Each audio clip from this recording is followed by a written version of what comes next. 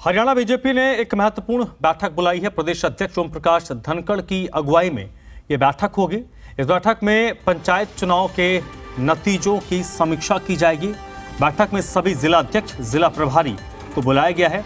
पंचायत चुनाव के जिला प्रभारी भी इस बैठक में मौजूद रहेंगे। इसके साथ साथ आगामी योजनाओं को लेकर भी पार्टी चर्चा करेगी। और इस वक्त विनोद लांबा मेरे साथ जुड़ चुके हैं, डिप्टी एडिटर हरियाणा के, इसी पर ज़्यादा जानकारी के साथ। विनोद, भारतीय जनता पार्टी का जो विजयी ग्राफ है और पूरे देश में परफॉर्म कर रही है, उसकी सबसे बड़ी वजह है, देखिए, उनकी जो रणनीति है। चुनाव परिणाम घोषित हुए और उन्होंने अब देखिए समीक्षा के लिए बैठक बुला ली और आगे की रणनीति भी वो तय करेंगे, जबकि बाकी पार्टियों की तरफ से ऐसा कुछ अभी तक मैसेज नहीं आया है।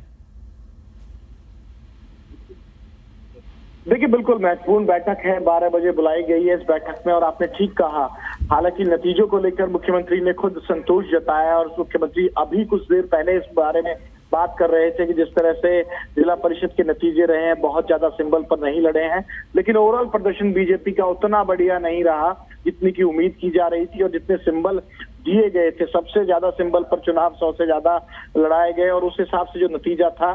समीक्षा बैठक होगी, प्रदेश अध्यक्ष इस बैठक को ले रहे हैं, जिला अध्यक्ष, जिला प्रभारी, और जो चुनाव जो बनाए गए थे चुनावों के लिए, खासतौर से पंचायत चुनाव थे और पंचायतों के साथ जिला परिषद, ब्लॉक समिति के तमाम चुनाव थे। बड़े सिंबल पर लड़ने का फैसला जिला परिषद के पार्षदों का हुआ था, उसमें भी जिलों पर छोड़ दी गई थी। अब फीडबैक लेना, समीक्षा करना, ये कहीं ना कहीं वो एक्सरसाइज है जो बीजेपी बाकी पॉलिटिकल पार्टीज के मुकाबले पहले कर रही है। आम आदमी पार्टी के अपने दावे हैं कि हम इतनी सीट पर जीते। इंडियन नेशनल लोकदल सिरसा और खासतौर से रानिया इलाके में जिस तरह से जीत के बाद उभरी है, तो तमाम पॉलिटिकल पार्टियों के अपने अपने दावे हैं।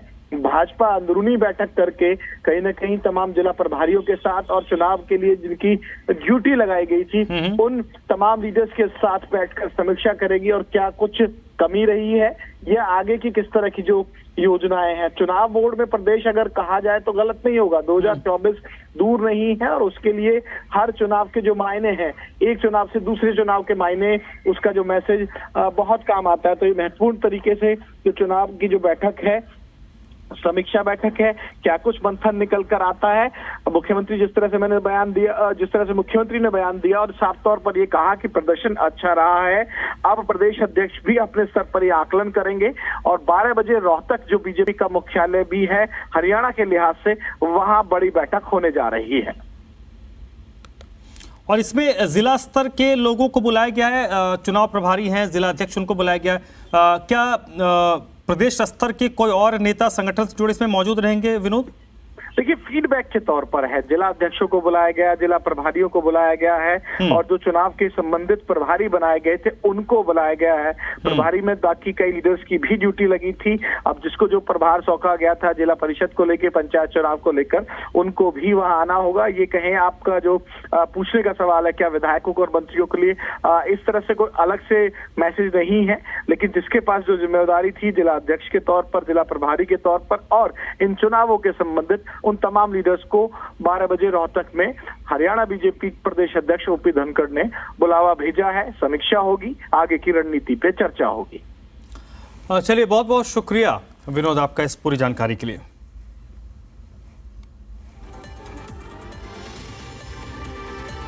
तो पंचायत चुनाव के बाद भारतीय जनता पार्टी अब परिणाम के बाद उसकी समीक्षा करेगी और प्रदेश अध्यक्ष ने इसको लेकर एक बैठक बुलाई है।